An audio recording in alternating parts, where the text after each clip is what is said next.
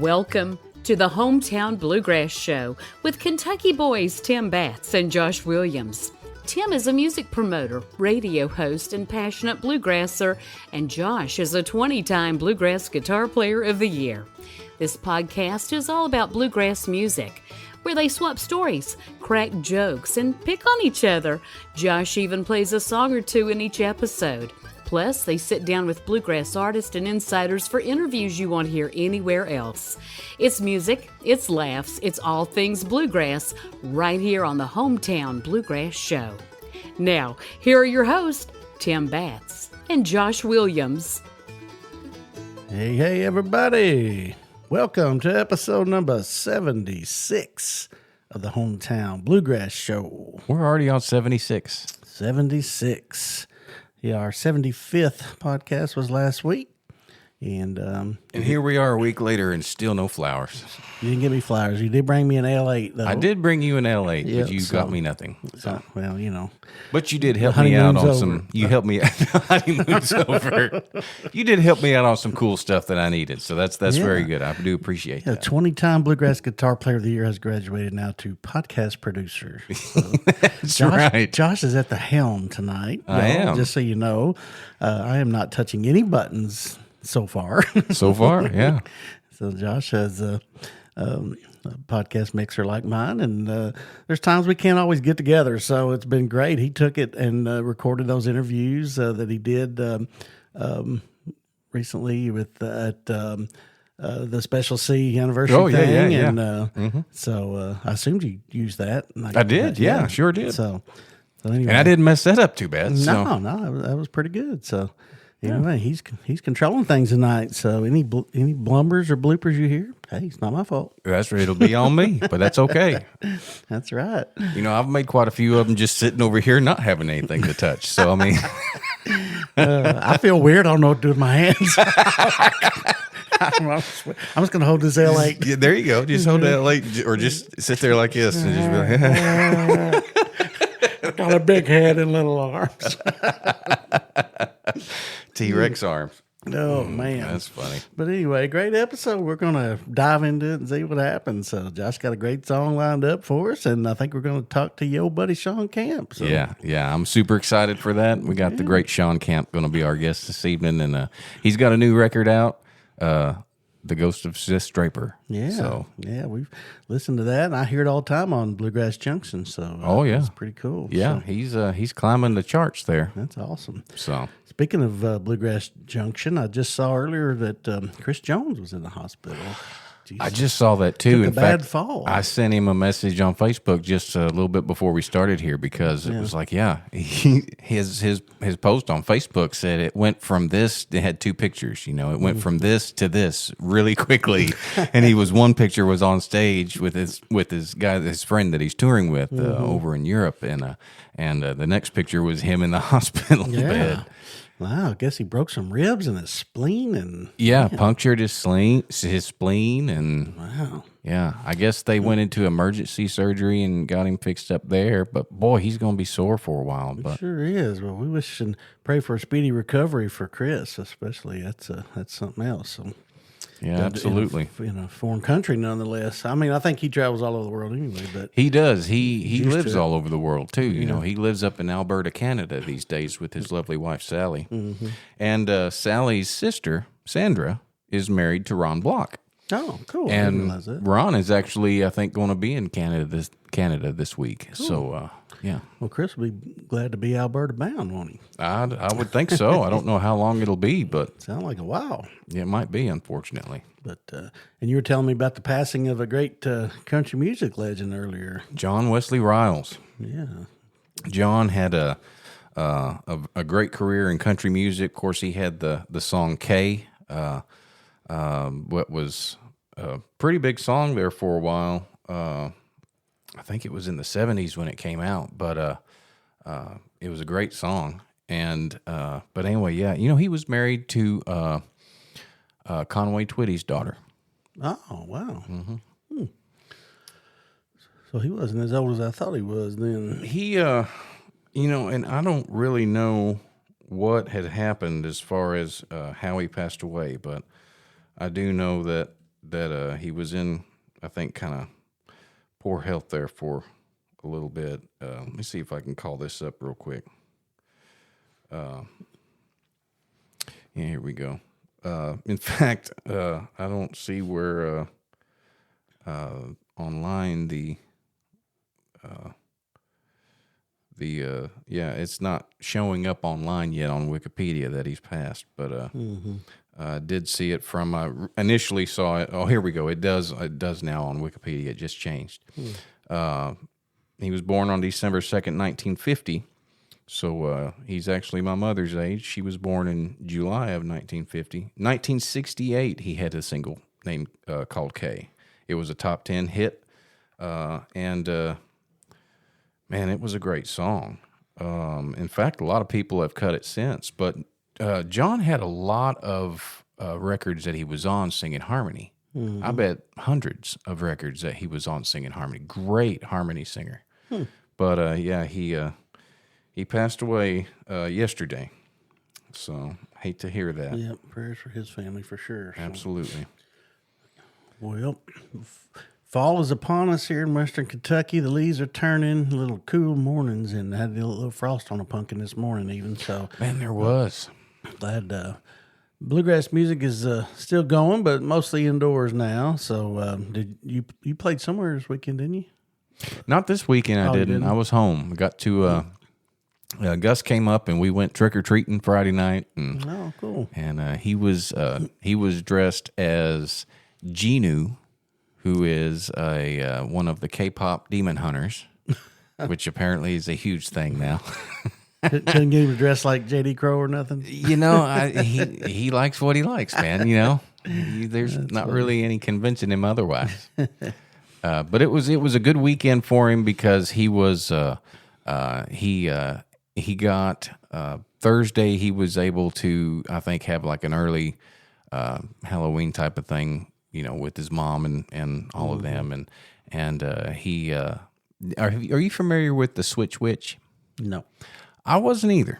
But apparently, the Switch Witch will come the night of Halloween when you go to bed. You set out candy that you don't want.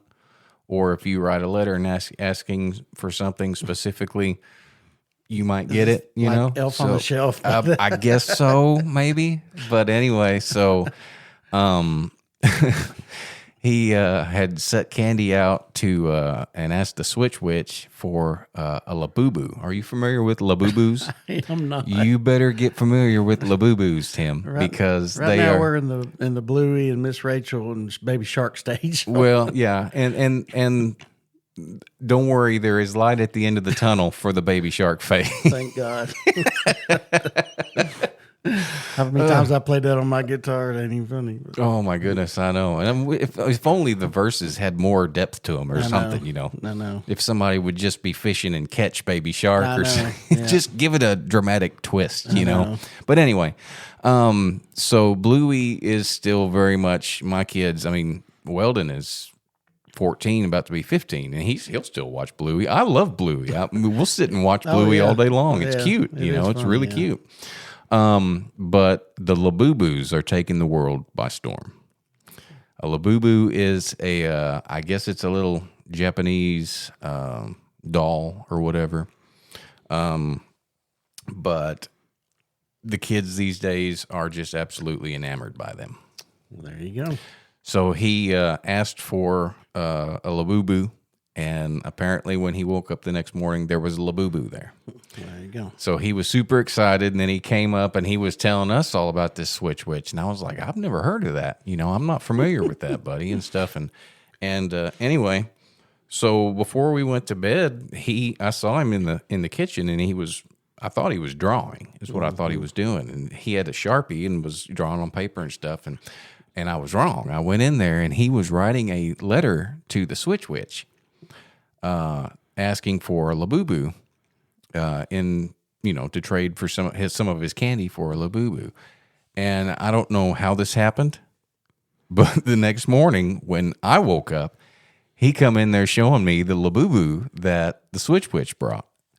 So maybe it's real. I don't know. I'm not sure. You seriously have no idea. I really have no idea. So Maybe it's a real thing. Maybe it's Nana. Maybe it's something else. I don't know. But the Switch Witch definitely came through for him at my house. Well, we have taken this way off the bluegrass rails. Well, hey, we got kids. That's just how it goes. But anyway, awesome. They have not come out with the J.D. Crowe Labubu yet, and I keep waiting on that one. I think that should be one that they have. Can Americans not come out with good cartoon characters? I mean, like Bluey's Australian. British or Australian, and Peppa Pig is British, and then you got Labubu's Japanese or whatever. And I don't know. And where's all the popular American ones? Like, I mean, what happened to good old Charlie Brown and Snoopy and all that? G.I. Joe. What happened to G.I. Joe? I don't know. Probably ran off with Jane, I guess. I don't know. I said something not long ago and to the kids and Weldon or Whitley once said, "Well, now you know." And then I came back with, "And knowing is half the battle." And they had no idea what I was talking about. I was like, "Are you serious? Have I failed you?" You apparently have. Maybe I did. But anyway, you're supposed to sing G.I. Joe. Yep. But anyway, yeah. Well. So there's all of that stuff. Well, you're doing good on the controls, man. I'm telling you. It's impressive. Does yours have a sensor button too in case we need it? Oh, absolutely. Oh, yeah. I've definitely got it in case if I need to say something. Oh, okay. So.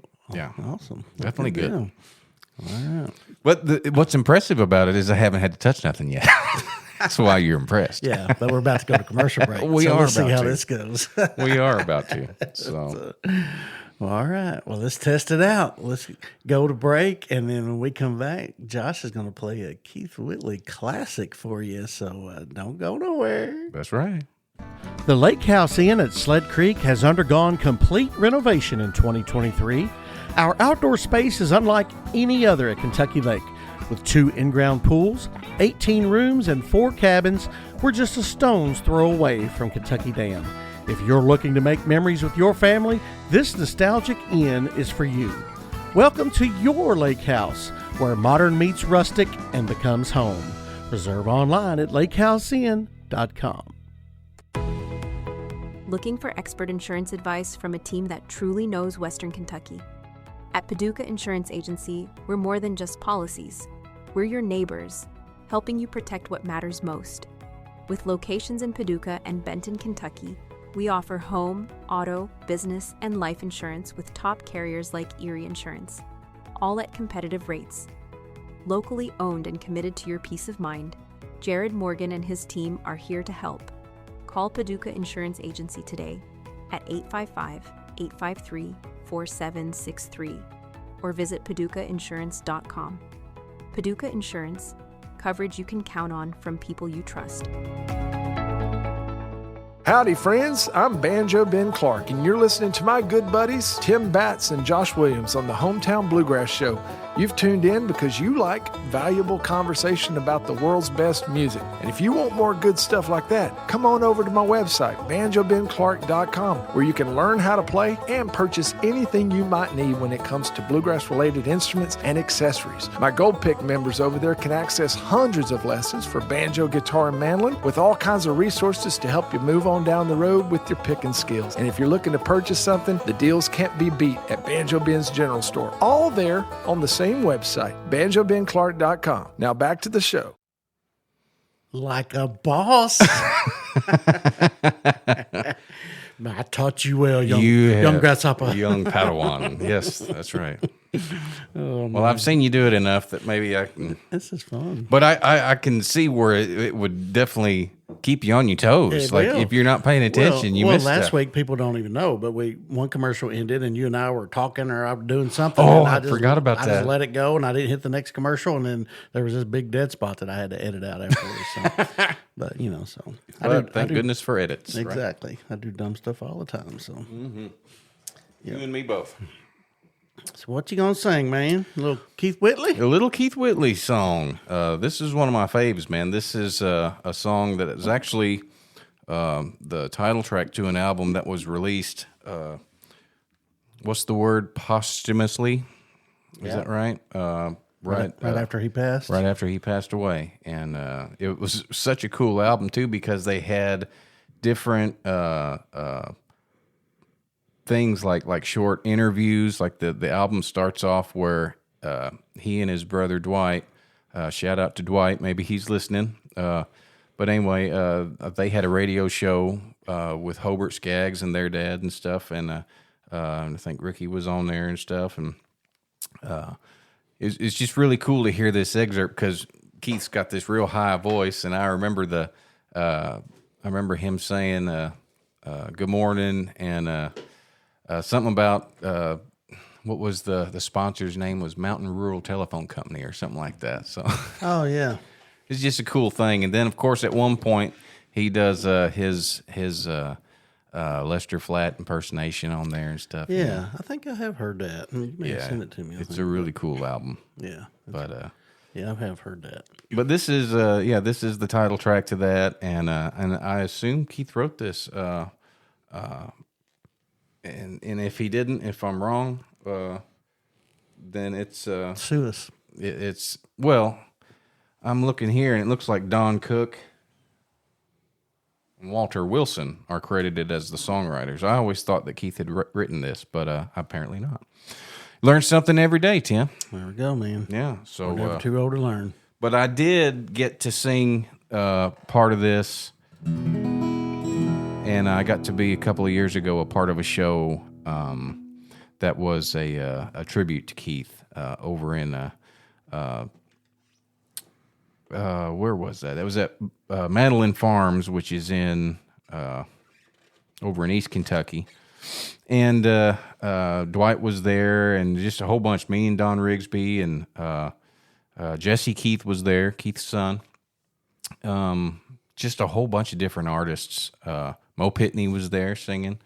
It was just a really cool night that we got to. We just got to sing Keith Whitley songs, and I got to do "I'm No Stranger to the Rain," and it was just cool, you know. But anyway, Jesse Keith, I think, actually got to sing this one. And aptly so, you know, rightly so. So, anyway, this is Kentucky Bluebird.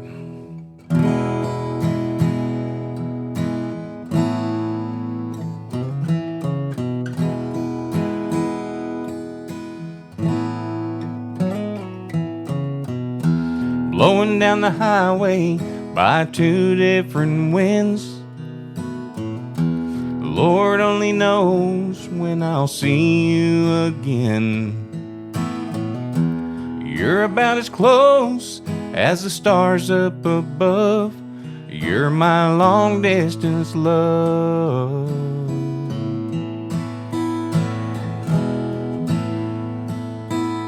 Kentucky Bluebird, I heard your song today, but when I try to touch you, you fly away.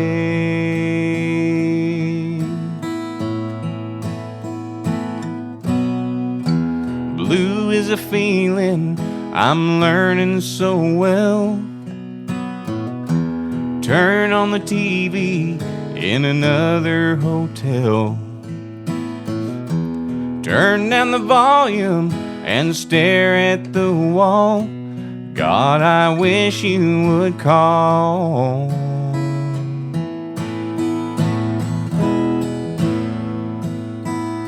Kentucky Bluebird, I heard your song today, but when I try to touch you, you fly away.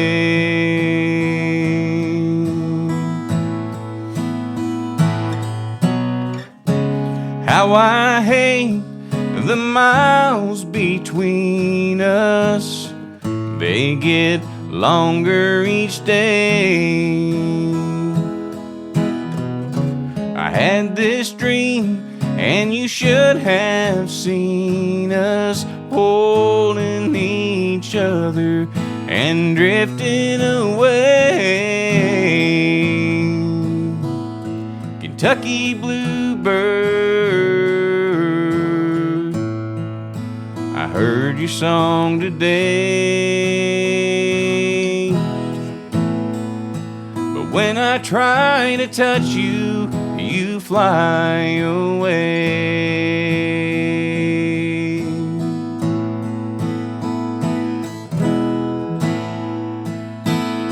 Kentucky bluebird, I heard your song today.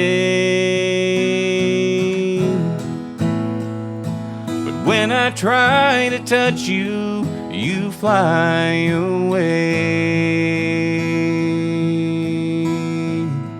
You fly away.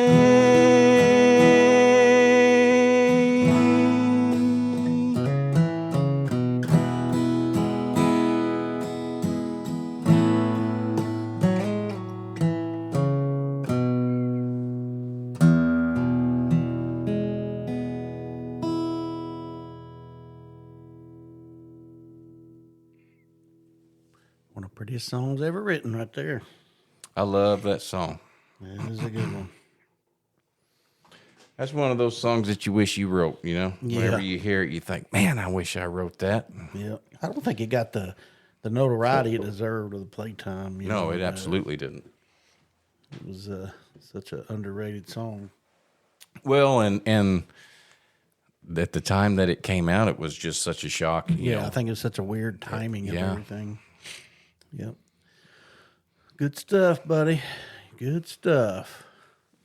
Well, if you got a song you want Josh to try out, send it to us. Let us know. We want to hear from you, or just what hometown you're listening from, or just please like and subscribe to the podcast and to our Facebook page and all that good stuff. So Yeah, absolutely. we just want to hear from you. We hear from a lot of great people, and just love doing that as well. So thanks to you, the popularity of this craziness is going on. So You know, I'm always just floored and touched, honestly, whenever I encounter people out there on the road and they say, man, we just love listening to your podcast, you know? And it's like, a lot of times I don't talk about it from stage because it's like, nobody knows I do that, you know? What? And then, boy, you better be talking about well, I got to now because people know about it. But that's the cool part, is that people have known about it already without us doing that. I guess from either seeing one of our Facebooks or just following the Facebook of the podcast itself. Now we've had every single member of Southern Legacy on.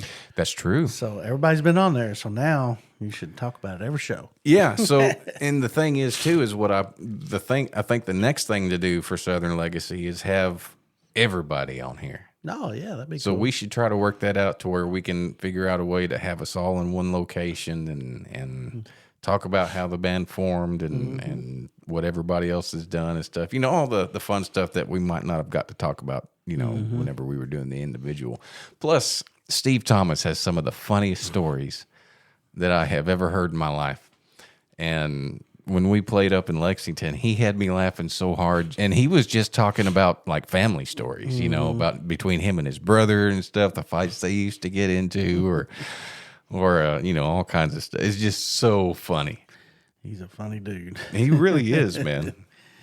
Sure is. He really is. Sounds good. Well, great song, man. Love that version, thank and you. did an awesome job. So, well, I'm excited to talk to your old buddy Shawn Camp here when we get back. I am too.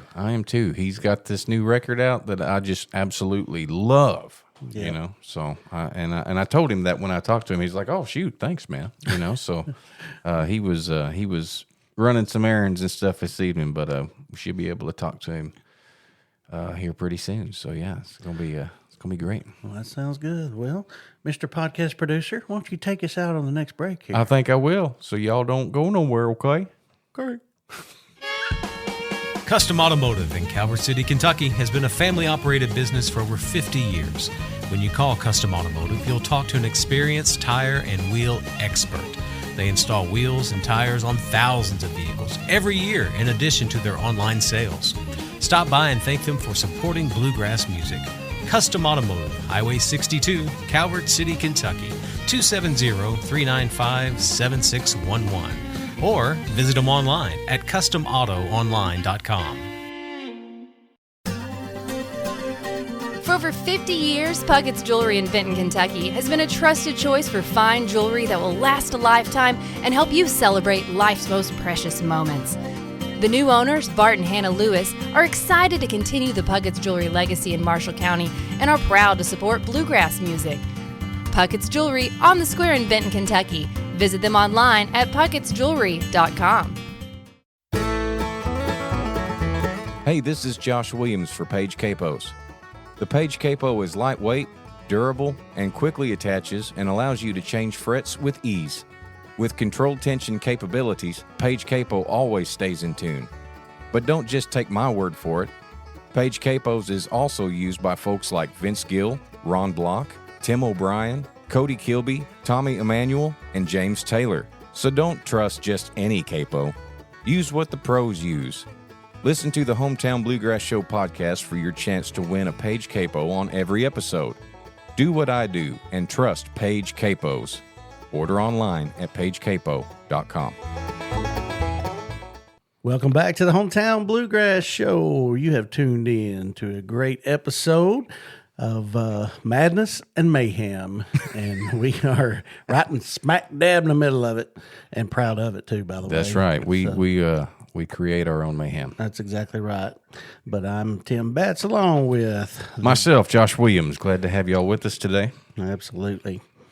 So we do thank our great sponsors for helping us out here on the Hometown Bluegrass Show. We've got some dandies, and we do appreciate all they do for us. And you heard from a lot of them tonight, and Banjo Ben Clark and all the great ones. McEwen Guitar Picks does a super job for us and has an amazing guitar mandolin pick. Josh uses every time on the stage. I love it. And also his Page Capo is strapped neatly on his bourgeois guitar. That's right. And so very nice. If you need a good capo, you just check out pagecapo.com.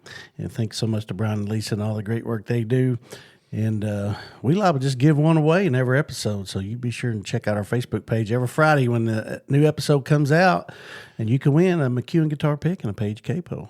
Yeah, tell them a little more about that. How do we do that? We give them a little. You don't know how we do that? No, every week usually I post the podcast when it comes out, the link to it, and we usually ask a question on there. How we want to make sure you listen to the episode, and I'll come up with something that we've talked about in the episode, and ask that question on the Facebook page, and you just got to answer that question correctly. And the first two people that do, one of them first one that does gets to choose from a McEwen guitar pick or a Page Capo, and the second one gets what's left. So there you go. That works. That's how we've been doing it lately. So hey, I'm open to ideas, but that works. But it's been working so far, and people sure like to get free stuff in the mail. So you know what? Yeah, they really do. Free stuff is great. Mm-hmm. So absolutely. Well, we got a great guest with us here that we're going to introduce to you guys. This is a guy that I've known for quite a number of years now. In fact, we used to be neighbors when I was living down in the Nashville area, and but he is one of the greatest musicians, singers, and songwriters the world has to offer today, and that is my friend Shawn Camp. Shawn, thank you so much for joining us here on the Hometown Bluegrass Show. Oh, well, thanks for having me. Howdy, Josh. Hey, Tim. How y'all doing today? Man, we're doing good, buddy.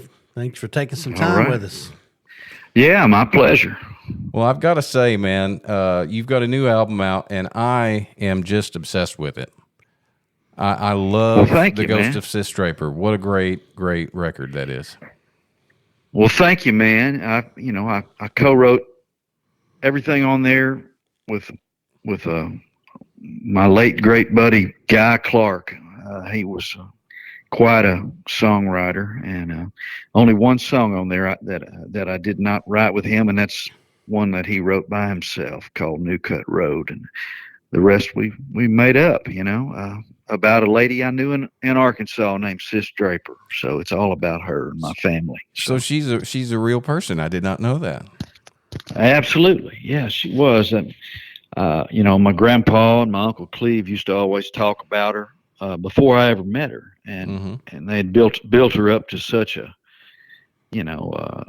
huge star in my mind. When I finally did meet her, it was like, man, she's a superstar. And she walked in the house with a big beehive hairdo and took out her old fiddle and started playing all these old tunes. And I just knew she was a world traveler, and she may not have even been out of the county at that point. I didn't know for sure.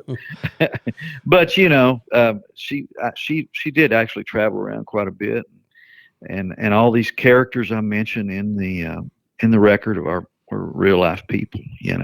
That is so cool. I didn't know that either. That's pretty neat. Yeah, that is very cool.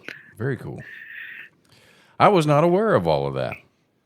So has this record been something that you've had in the works for a while, or is this you just because I know we lost Guy Clark quite a while ago now, several years back. Yeah, I think it was might have been 2016, 2017. I can't remember exactly offhand, but it's he's been gone a spell for sure. But we started writing these songs. Like the first song was Sis Draper out of the whole suite of songs.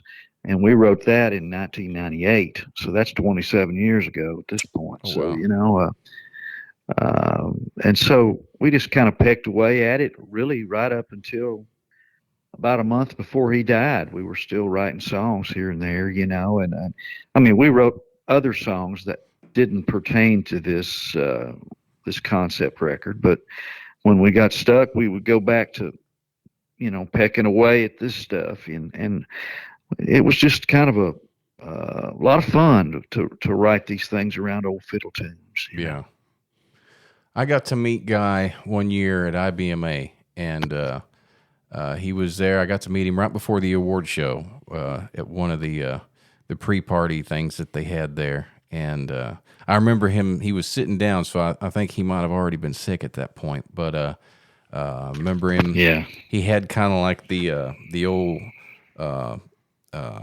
almost like a Colonel Sanders style mustache and stuff. And I was like, I can't, because every time I'd have seen him on TV or whatever, he'd always been clean shaven. I'd never seen him with that. So I was like, man, that guy looks a lot like him. And I couldn't tell if that was him or not, so I was kind of scared to go up to him. And I seen Carl Jackson went up and spoke to him and stuff. So as soon as I saw him, I walked up and I said, "That's not Guy Clark, is it?" He said, "Yeah, it sure is." Like, oh, I got to talk to so Carl actually took me over and introduced me to him. So that was cool. Yeah, it was even cooler. It wasn't just some weirdo walking up to him saying, "Hey, man, I love your stuff," But well, I know he would have loved to have hung out with you because you're really an amazing talent, Josh. Well, thank you, Shawn. I'm a huge fan of yours, man. Well, thank you, and likewise. I'm always been a huge fan of yours back in your country days. Of course, I even knew you when you was playing fiddle for the Osborne Brothers. So I mean, I knew who you were for a long time. Well, thank you, man. I think I lost you there for a minute, so I don't know if it's. Well, I was just saying, I even knew you when you was still fiddling some with the Osborne Brothers. Oh, really? Wow, man, that was some rough stuff to listen to when I was fiddling. I know better than that, man. I know way. Hey, it was pretty. Well, if you're looking for out of tune and scratchy, I'm your man. I don't know. I don't think you've ever heard Tim play fiddle. Tim's. That's right. I never got past the dying cat stage, so. Yeah. Well, it never leaves really. The dying cat sometimes just sounds better than it does at other times. But there ain't no dying cat involved when Tim Crouch plays the fiddle, and he's all over this record. And we really leaned on him on this record, Yeah. And, he's a great fiddler from Arkansas, and I heard him when I was just a kid. He's a couple of years older than me, and he was already winning Grandmaster's fiddle competitions and stuff. Mm-hmm. When I was about 13 or so when I met him. So I didn't even touch a fiddle till I was 15, really. So I've just always tried to have several irons in the fire, just enough to kind of keep making a living. Yeah. Well, they still play locally around here. I assume also all over the country and the world probably, but around here locally, there is a radio station in Calvert City, Kentucky, that just about at least once or twice a day I hear you singing "Fall In Never Felt So Good." Oh, really? Yeah, wow! Still play country cut of that. That must be an old program director over there. Well, Somebody. they definitely love there their a long '90s time. country. They love that stuff, Yeah. you know. Well, that was a fun song to record, and we had a cool video on it. But that's been a long time ago, '93. Yeah. So that's a long time, man. Yeah. Yeah, I was a youngin' when it came out. I remember. Of course, so were you though. You were pretty young in that. Had the long hair, Yeah. long curly hair, and Yeah, it was a little bit more mullet vibe at that point in time. yeah, that's all good though, man. It was. I guess. I don't have know. enough to even do a mullet with anymore. So Well, I go through stages of just letting it grow, and I'm in one of these letting it grow stages right now, and I don't know why, but it's. I'll probably have to go get a bluegrass haircut before next year at some point. Bluegrass haircut. Can't go out there and do any Lester Flat with this haircut. That's funny. oh yeah. How's all that You going, know- by the way? What's that? The Lester Flat stuff? Yeah, all of the Earls of Leicester stuff. You guys are still doing that, aren't you? Oh, once in a while. We didn't do many this year, and we probably won't do many next year. But I think we're going to record a new record the first of the year if we can get in the studio at all. So that'll give us a reason for being. Everybody's kind of doing other things, and I figured this was a good time to put this record out and try to do something else for a while, Oh yeah. I know Flux has been busy with Allison as you know with the band that I play with. You know, Ron plays with us, Ron Block, and he's been busy for the same reason. So. Oh, really? Yeah. That's great. Yeah. Well, man, Ron's a great player, man. I love his picking. Oh, I do too. He's just a fantastic guy to have around, man. He's just an amazing player, amazing person, and just very knowledgeable about a lot of stuff. Well, I played a little run with them as their fiddle player back in, I guess it was '89, and they wanted me to go out and play a little tour, and then we ended up at Spigma at the band contest, and we won that competition that year. And when that was over, they had a record scheduled over at Cowboy Jack Clement's house with Tim O'Brien producing. And they asked me to go play fiddle on a couple of things, even though they had Stuart Duncan on the sessions coming, but I went ahead and played on a couple of songs. When I got done with my little part, I went downstairs and I heard some picking through a bedroom door, and I kind of tapped on the door and said, "Hey, what's going on in there?" And it was Dave Ferguson and cousin Bob Clement. And they said, "Come in here and help us with this." And I went in there, and they were sitting on the edge of Cowboy Jack's bed and had a little picking session going. And so I just kind of hung out for 2 years and I got acquainted with Cowboy Jack.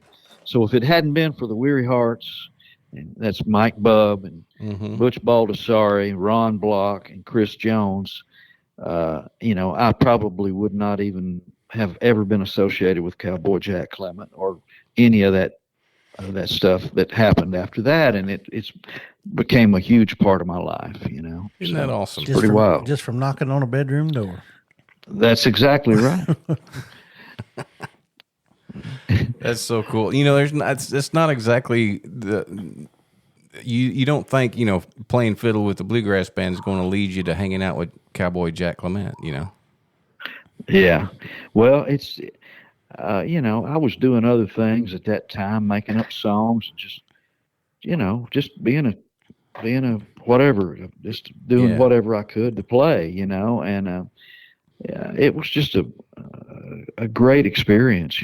Cowboy always had his door open to anybody that wanted to come in, and he kind of attracted a bunch of weirdos, and I was one of them.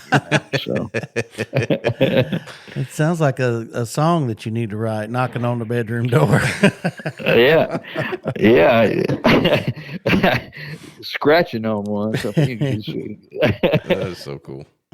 That could be taken lots of different directions. Yeah, could be. Definitely have an open road. Sounds like a 90s country song there, don't it? Yeah. Oh, that's so cool. Well, so you've got this record out, and this is just awesome. Are you doing a lot of touring for this record?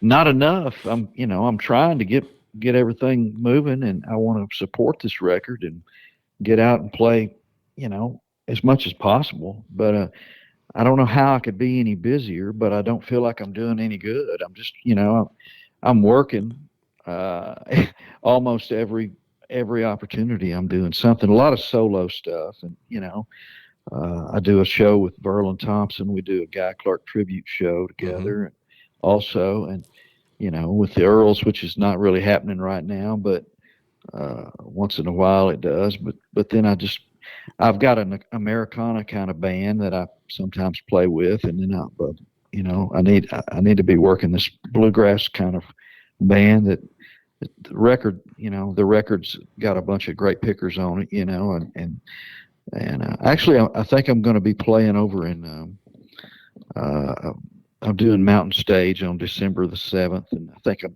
December 6th I'll be doing the station at Louisville, Tennessee, over the other side of Knoxville, so and Tim Crouch will be with me, and I think Chris Henry and Mike Bubb. Just doing that little weekend, but I'm doing radio tour around it too, just solo, so yeah, it's I'm as busy as I can be till Christmas time, so well, hang on, Shawn. The record's going to take off after being on this podcast, just letting you know. Oh yeah, big time. I hope so. I know that. I'm buckling up, man. It's I've even done an episode here when I was wearing, which I hate that I didn't bring it tonight, but I had my camp T-shirt on, you so had that on the other night. Is that right? Sure enough, yeah, man. Really? I shot a video of him playing a song with that on. We got it on our Facebook page. Sure enough. Wow, man, it's an honor. I appreciate you wearing it. Oh man, well I sent you the message whenever I told you I'd ordered it, because I was like, I gotta have me one of those. As soon as I saw it, I was like, definitely, I gotta have one.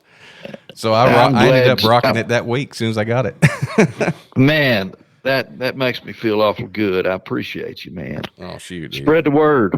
Absolutely, dude. Absolutely. I tell you, man, I've listened to this thing so much I can't even count it. Like I love. First off, I know you do a lot of shows, especially around Nashville. I know you do a lot that are the singer-songwriter thing, where it's just you and the guitar. And right. And having done those myself, I know how difficult those can be. But I don't know of anybody else that I've ever seen do it. I think, gosh, and I know there's a lot of great songwriters in Nashville and stuff, but there's few people. I think Harley Allen was one of them that anytime I saw that he was going to be somewhere, I would try to go see him. And the other person's you, man, because I know your caliber of picking, and I love your guitar style anyway. I've always loved it.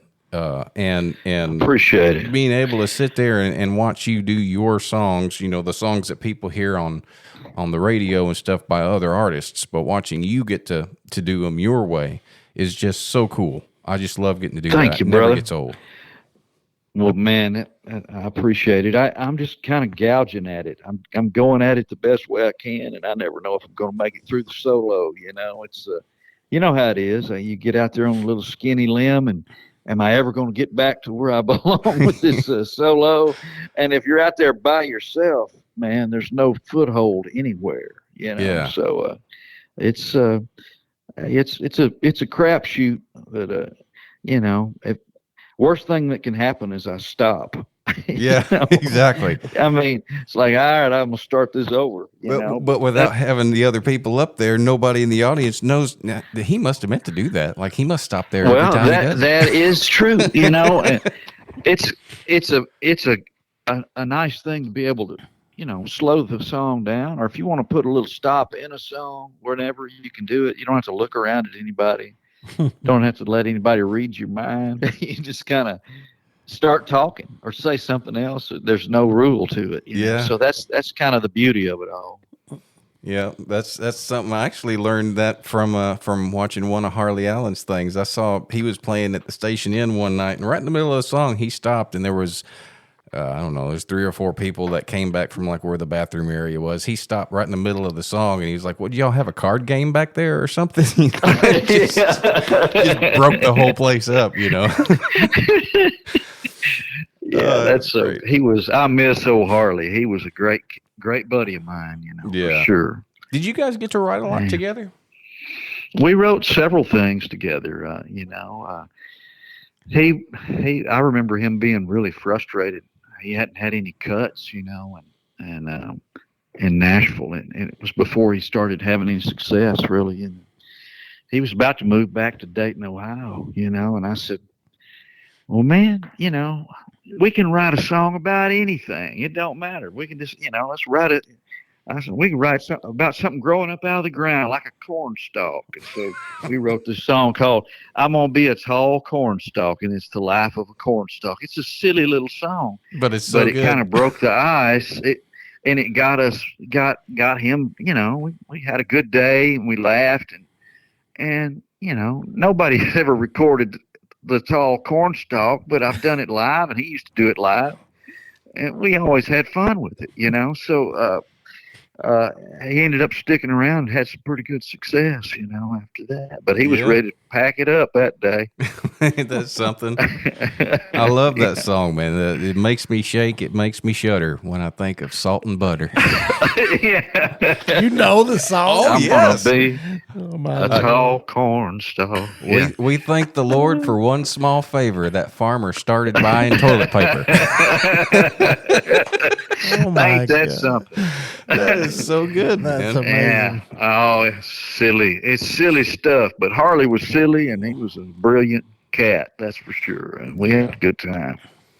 Yeah, you guys, you're both just so talented. I do miss Harley too. I didn't get to know him that well, but I remember the one time that I did get to hang out with him for a little bit. Was IBMA was Nashville still, you know, and Audie Blaylock was the one that introduced me to him, and you know, he just, from the moment that he met me, he was just cutting jokes, you know, and all this stuff. And I was just playing along, you know, because I was like, I didn't care what he said, because I knew a lot of people that he had made mad by just saying stuff or joking stuff. And it's just like, I loved being in his presence, you know.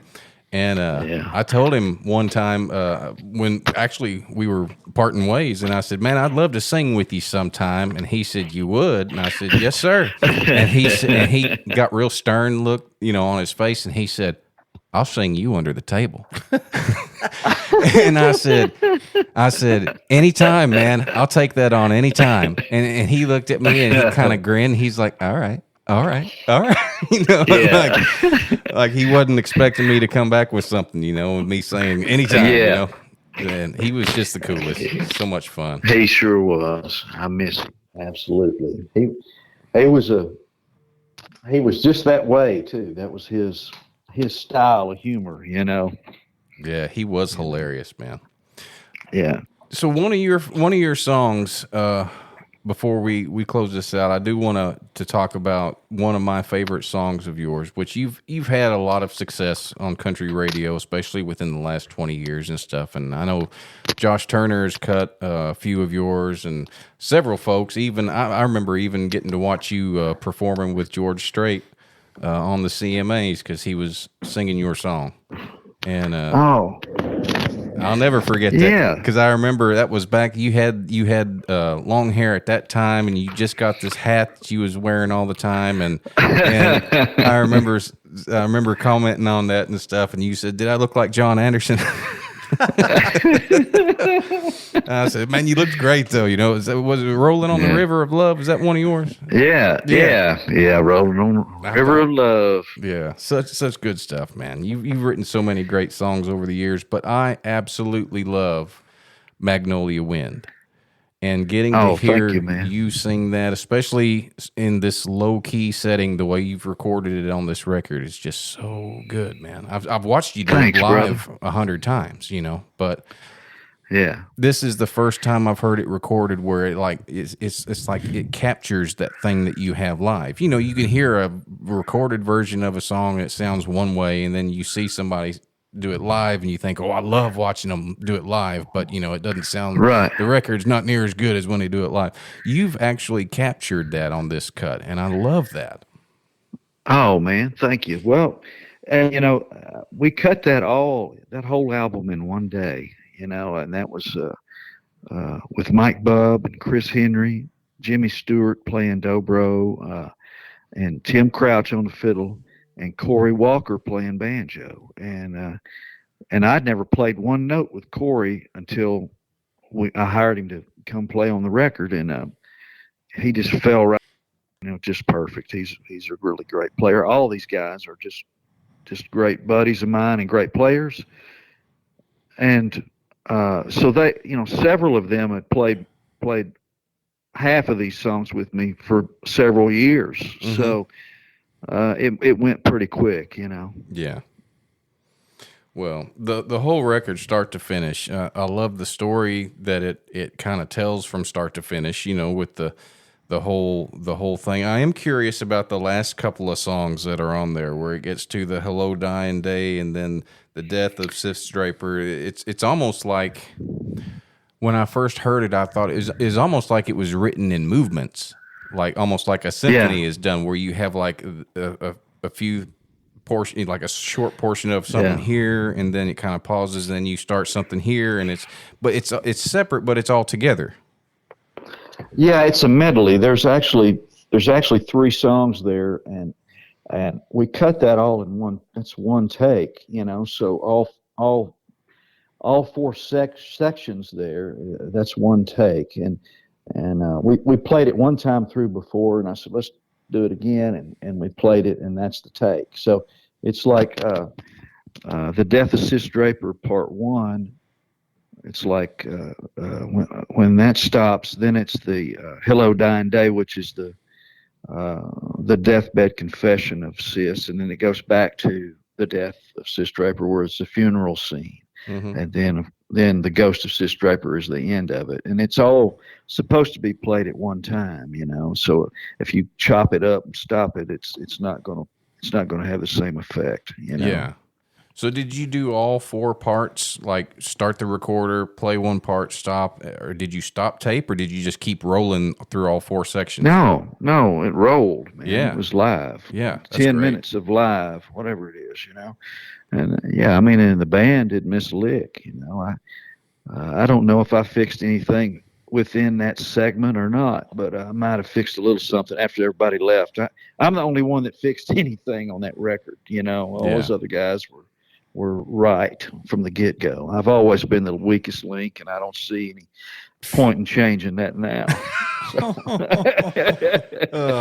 Maybe Taylor Sheridan will get a hold of this album and make a series out of it, like Yellowstone. Oh man, that would be so cool. Wouldn't that too. be cool? You could turn Sis Draper into a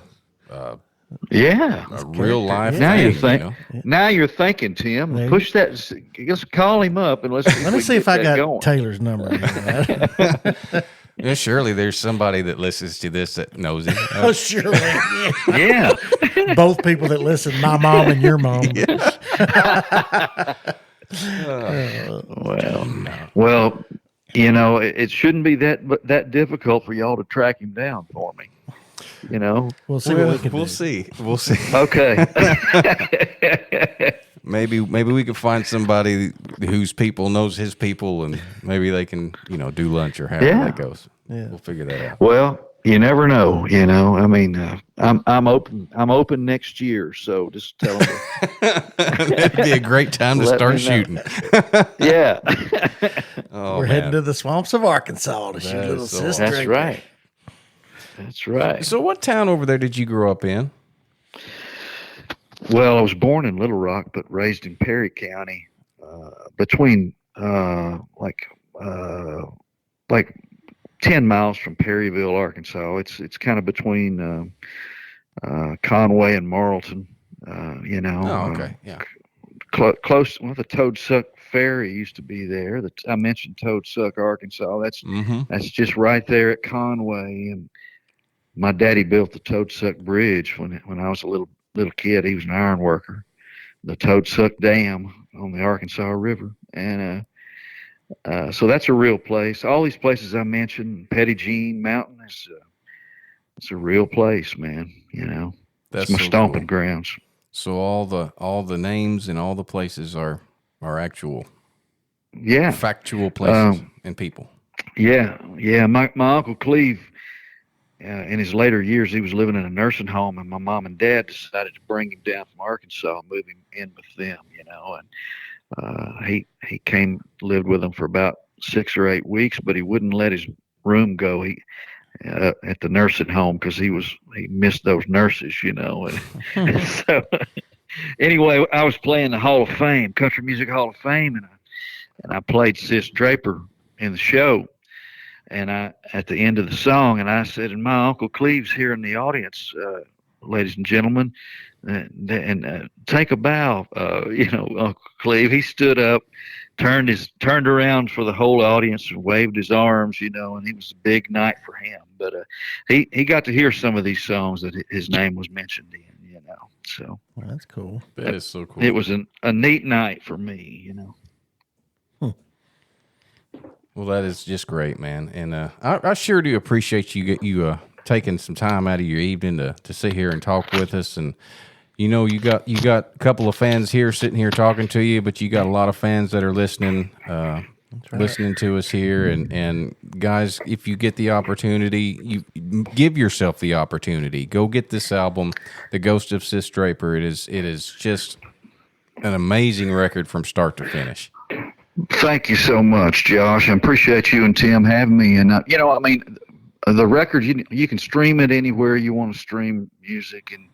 And I've got a double vinyl will be arriving in a week or within the week, I think. So it's in pre-order right now on my website. But if you're interested in that, you can find it at ShawnCamp.com. That is so awesome. Shawn, thank you so much, my friend, for being with us. Well, thank y'all, and I appreciate you. And anytime y'all want to talk, holler at me. I'll be ready. All right. If we get a hold of Taylor Sheridan, we'll send him your way. Please do. That sounds good. We sure will, brother.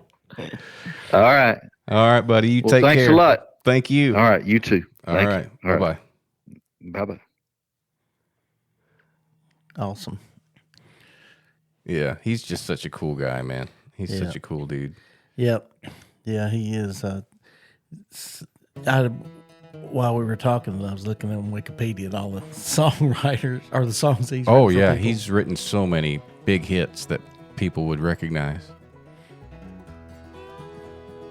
Here's a little bit of Sis Draper right here. Shoes off in the corner, mama tucked them babies all up snug. Sis Draper's coming over and we all gonna cut a rug. When you see that lantern swinging yonder coming up the holler road, them dogs will get to barking, ought to tie 'em all up with a rope. All based around the Arkansas Traveler. Who do you say was playing the fiddle on that record? Tim Crouch. Tim Crouch. Yeah, and he's a Arkansas boy. He's a traveling Arkansasier too. Wow, so just like Sis Draper. So that's pretty cool. Good stuff. Yeah, I'm going to be out that way too. Out our way of Arkansas this weekend. Are you? Yeah, I'll be in Mountain View. Oh, that's right. At the Bluegrass Festival out there in Mountain View, Arkansas. I'll be pulling double duty actually. That's right. You playing with Southern Legacy and the RV band. I will. Yeah, I'll be out there. I'll be Thursday evening. I'm playing with Rhonda, and then 2 shows with her on Friday, and then I'll have 2 shows Friday and Saturday both with Southern Legacy. So that'll be fun. Fun. Yeah. Y'all just need to combine bands and just have 10 people up there. Just a free for all. That's right.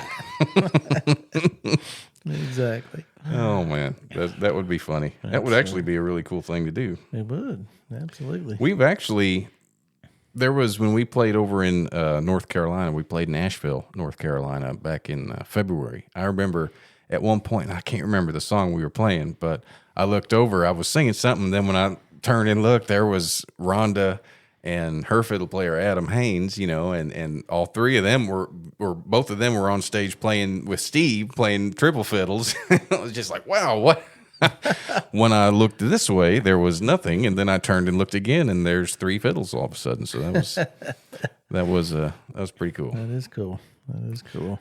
Well, we did it. We did it. We made it, man. You did an awesome job as producer. Well, I'm impressed. Thank you. I taught you well, man. You did, man.